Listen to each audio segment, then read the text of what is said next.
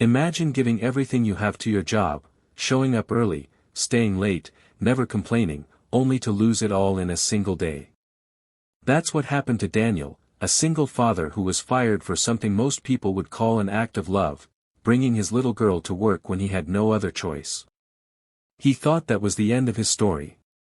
But what he didn't know was that someone was watching, a stranger with a secret far greater than Daniel could have imagined. By the end, Daniel's life would change forever, in ways that would inspire everyone who hears his story. The alarm buzzed at 5 a.m., and Daniel groaned. His apartment was cold, the kind of chill that clung to your skin no matter how many blankets you piled on. He rolled over and saw his daughter, Lily, sleeping peacefully on the worn-out couch. 7 years old, small for her age, but with eyes that held more light than the sun itself.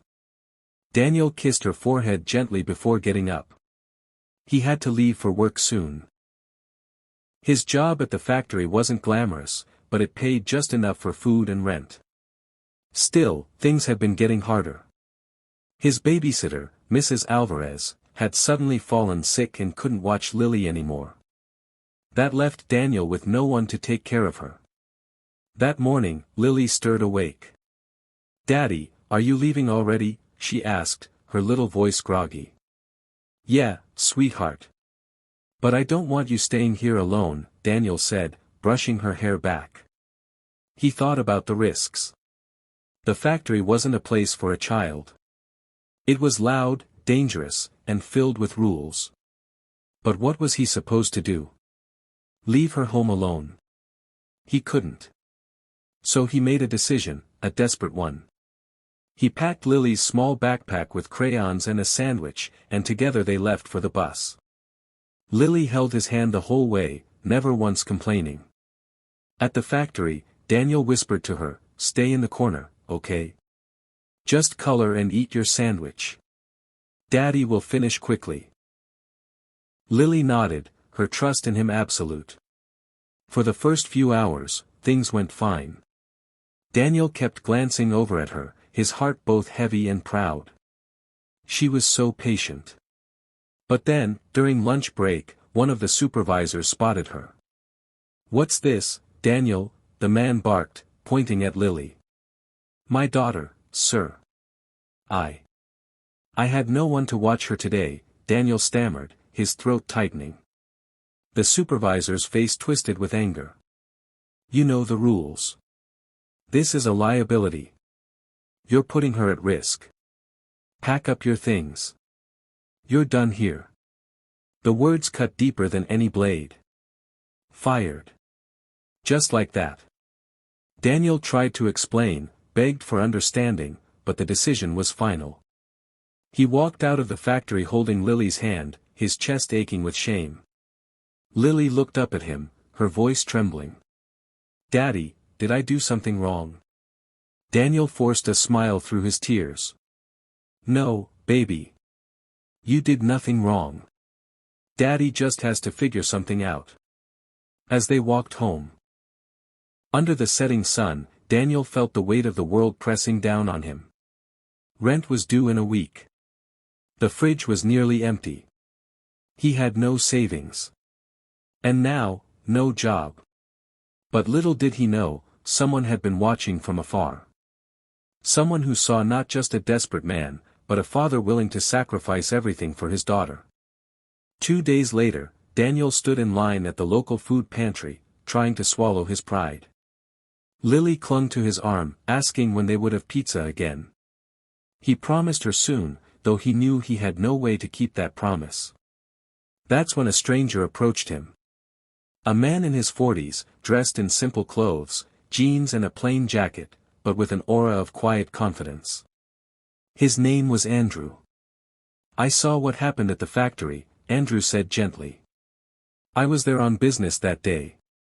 You did what any good father would do." Daniel frowned, unsure if he should be embarrassed or angry. "Well, good fathers don't get fired. Good fathers can pay the rent." Andrew smiled kindly. "Sometimes life isn't fair to good fathers. But tell me, if you had another chance, what would you do?" Daniel hesitated. Anything. I'd work twice as hard, 3 times. I'd never stop trying. Andrew studied him for a moment, then said words that made Daniel's chest tighten with disbelief. Then maybe you should come work for me. Confused, Daniel asked, doing what? Andrew extended his hand. Managing one of my warehouses.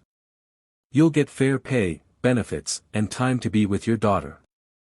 Daniel blinked. You're joking. Andrew shook his head. I'm not. You see. I'm not just some man who happened to be there. I own several businesses in this city. I don't usually tell people right away because I want to see who they really are. And Daniel, you showed me something I can't buy with money. You showed me love, sacrifice, and responsibility. Those are the people I want working for me. Tears welled in Daniel's eyes as he shook Andrew's hand. I don't know what to say. Say yes, Andrew replied simply. And so Daniel did. Months later, life looked completely different. Lily had her own room in a better apartment. There was always food on the table, and laughter filled the air again. Daniel had a stable job, not just because of his hard work, but because someone believed in him when the world turned its back. The best part? Andrew never once made Daniel feel small. He didn't flaunt his wealth or act superior. He became a mentor, a friend, and proof that kindness could change a life. One evening, as Daniel tucked Lily into bed, she whispered, "Daddy, are we going to be okay now?" Daniel kissed her forehead, smiling through tears. Yes, sweetheart. We're more than okay.